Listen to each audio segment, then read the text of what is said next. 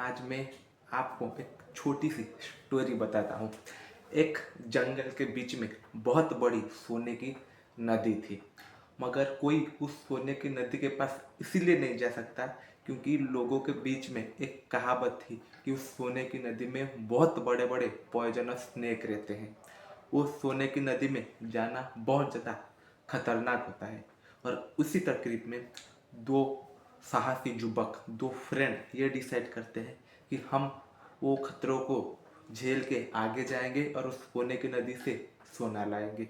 और ये दोनों वो डिसाइड करके चलते हैं। जब एक दोस्त जंगल के बीच में होता है तो उसे ये आ जाता है कि लोग कहते थे कि सोने की नदी में बहुत बड़े बड़े पॉइजनस सांप रहते हैं, और वो डर के मारे वहाँ से घर वापस आ जाता है।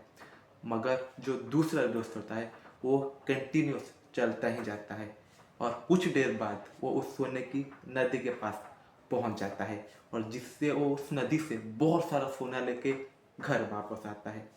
और जब वो घर वापस आता है तो उसके आस पड़ोस के लोग उससे पूछते हैं, क्या तुम्हें डर नहीं लगा? तो वो बोलता है कि लोग उस नदी के बारे में क्या कहते थे वो मुझे सुनाई नहीं देता, क्योंकि मैं बचपन से ही डीप हूँ।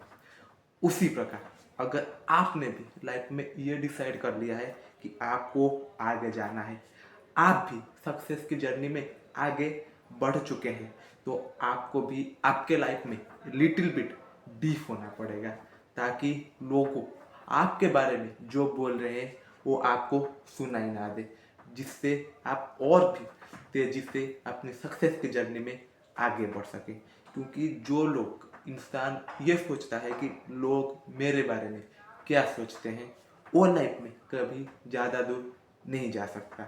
इसीलिए आपको आज से ही ये फिक्र छोड़ना पड़ेगा कि what people think about me.